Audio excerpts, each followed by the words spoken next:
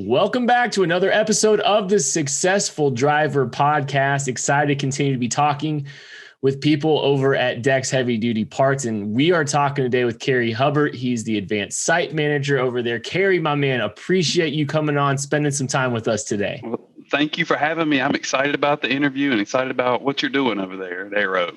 Yeah, man, we appreciate it. And the feeling's the same. Very obviously, my friend.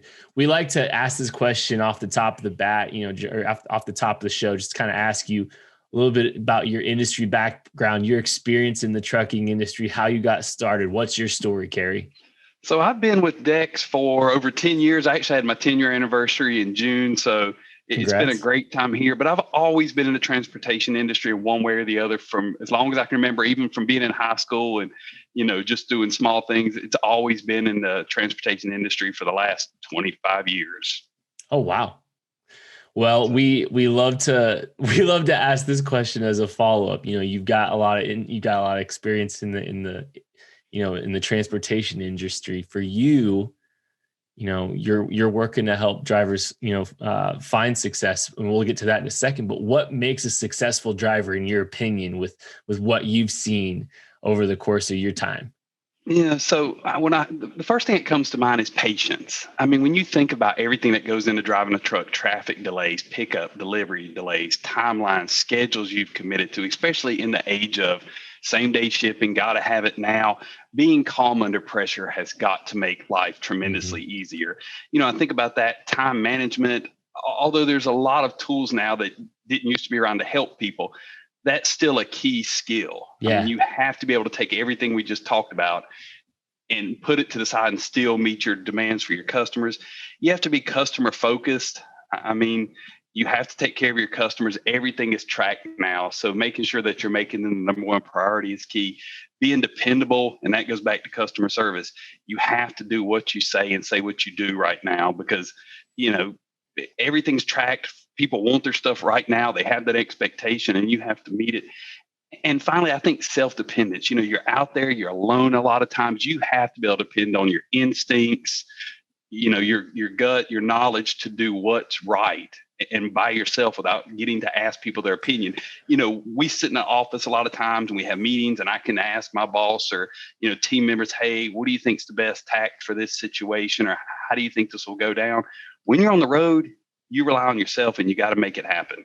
Yeah, that's so true. That's a good way of putting it. I don't think I've had anybody really kind of use that perspective before. That's very interesting.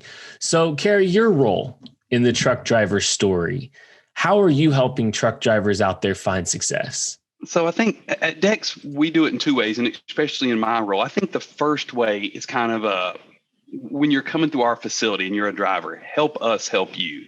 So if you've got the correct trailer, if you're showing up on time or let us know you're running late, if your trailer is the correct trailer. So a lot of things we load are larger. I mean, obviously with the business we're in where we're selling truck parts, the swinging door trailers are necessary sometimes, roll up door trailers are necessary sometimes. So if you have everything you need, load bars, tie downs, stuff for flatbeds for a full cab, if you have these things and you're ready, we'll have a dock door ready for you. We'll have your items ready for you. We'll have them packaged properly to get a driver back on the road ASAP, because when they're on the road, they're making money. They're not making money sitting on my lot or sitting next to a dock door waiting us on to package stuff up, or if they're late and we don't know it, waiting on an open spot at a door. So the first thing is help us help you. If you work with me and make sure you're here on time, or you let us know and coordinate with us, we'll get you back on the road super quickly. I think the second thing we do is when you need parts to fix your truck. I mean, we make sure our website has the correct descriptions, pictures, inventory levels. So we say what we have and we have what we say. Product quality, all of our products go through all of our products go through numerous quality control checks. So if you buy something from us, it is what we say it is. We also work to have a product mix to support where you're at in your life cycle of your truck. So the one thing about Dex is we have, and Mack and Volvo is we have trucks and out there that people have had for a long time. So we have parts, whether you're the first owner, the second owner, the third owner, even if you've got a truck and you say, hey, I've got a new truck along the way, I just need to limp this truck along. I'm not looking to spend, a tremendous amount of money because I'm getting out of it in 3 months. We have parts on site for that. And finally, we have a customer service team focused on the customer. So taking care of the customer is their number one priority, and making sure they have a good, what we call a Dex experience here. So, being focused on that and taking care of our customers is key to that area. We've heard deck experience a couple times talking with y'all. It's great. One of the things that you really interested me that you talked about there, Carey, is, making sure that, the product descriptions and the products available are accurate on your website. That's a layer of transparency that I think is super critical to any industry. But it's cool to see that you guys at Dex are really adhering to that and making sure you're providing customers with the most accurate information on what you guys have available. That's really fascinating to me.